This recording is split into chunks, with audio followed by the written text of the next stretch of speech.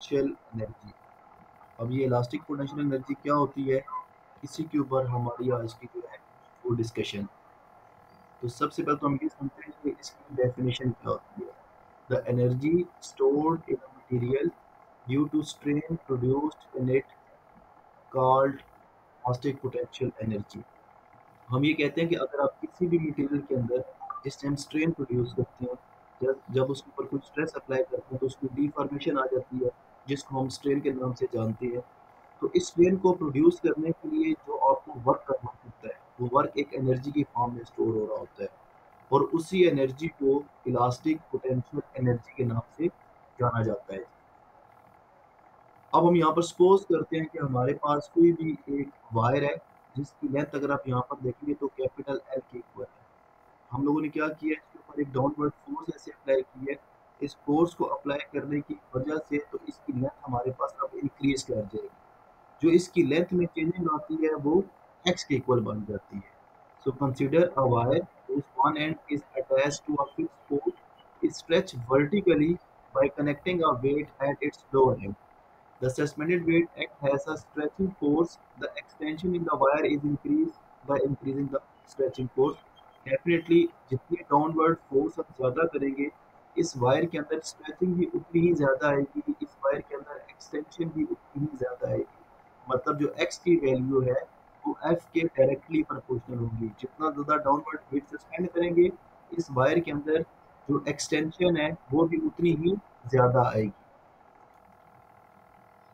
अगर हम लोग इस फोर्स और इस एक्सटेंशन के दरमियान में ग्राफ को प्लॉट करें, तो हम ये देख सकते हैं कि the graph plotted between extension X और the different values of stretching force is show in the figure. ये फिगर आप देख सकते हैं।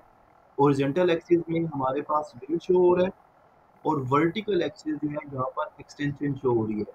तो आप स्टार्ट में देख सकते हैं जैसे जैसे फोर्स को बढ़ाते जा रहे हैं, वेट को बढ़ाते जा रहे हैं, वैसे वैसे ही हमारे पास एक्सटेंशन भी जो है वो भी बढ़ती जा रही है। तो यहाँ पर हमारे पास फिर एक ट्रायंगल बन जाती है, ट्रायंगल ओ ए और बी के नाम से। तो the work done by extension F x by a certain force F will be equal to the area under the force extension curve, which is equal to area of triangle. अब basically wait जब बढ़ाते हैं तो automatically extension भी बढ़ती है। तो wait बढ़ाने की वजह से एक्सटेंशन बढ़ी है। इस केस में जो वर्क हो रहा है ना, जो जो वर्क होता है वो बेसिकली इस जो ग्राफ बन रहा है ओ से लेकर आपके ओन वर्ड, यहाँ पे हम लोग लेबल करें ओ से लेकर ए तक, इस ग्राफ के अंदर जितना भी एरिया आता है वो एरिया जो है वो वर्क डन को रिप्रेजेंट कर रहा होता है। ठीक है। अगर आपने ये निकालना हो कि अगर आप एक ऑब्जेक्ट पर वेट अप्लाई करते हैं, वेट अप्लाई करने की वजह से जो उसमें एक्सटेंशन आ रही होती है, आप लोगों ने अगर एक्सटेंशन का और वेट का अगर आप लोगों ने मेरे बच्चे निकालना हो, अगर आप लोगों ने निकालना हो कि यार यहाँ पर कितना वर्क किया है हम लोगों ने इस एक्सटेंशन को करने के लिए, तो फिर इस कर्व के अंदर जितना भी एरिया आ रहा होता है ना, वो एरिया रिप्रेजेंट कर रहा होता है टोटल वर्क डन को। याद रखिएगा। अब अगर इस केस को लोग यहाँ पर देखते हैं तो हमारे पास मेरे बेटे बन जाता है कि अगर आप इस केस में देखें तो एक ट्रायंगल बन रही है ओ ए बी। तो इस ट्रायंगल का जो एरिया होगा वो इक्वल टू होगा टोटल वर्क डन। ठीक है। अब अगर हम लोग एरिया ऑफ ट्रायंगल निकालते हैं तो वो होता है, बता दूं, work done is equal to area of triangle O A B बन जाता है। अब वर्क डन का फॉर्मूला क्या होता है जी, एफ डी, और एरिया ऑफ ट्रायंगल हमारे पास क्या होता है, 1/2 बेस इंटू हाइट हमारे पास होता है। तो यहाँ पर फिर जो वर्क डन है वो इक्वल टू होगा एरिया ऑफ ट्रायंगल की, which is 1/2 base into height. अब अगर आप यहाँ पर देखें तो बेस की जगह पर हमारे पास एफ लिखी भी आ रही है, फोर्स एफ अप्लाई कर रही है, और हाइट की जगह पर जो इसकी एक्सटेंशन आ रही है दैट इज एक्स। तो कह सकते हैं कि फिर जो वर्क डन है वो 1/2 एफ एक्स इक्वल हमारे पास बन जाता है। तो this is the value of work done is equal to 1/2 F into X हमारे पास बन जाती है जी। This work done is appeared has elastic potential energy inside the wire. याद रखिएगा यही जो वर्क कर रहे हैं ये स्टोर हो रहा होता है in the form of elastic potential energy. तो फिर आप लोग इस वर्क डन की जगह पर पोटेंशियल एनर्जी लिख सकते हैं, which is equal to 1/2 fx बन जाता है। This is equation number 1।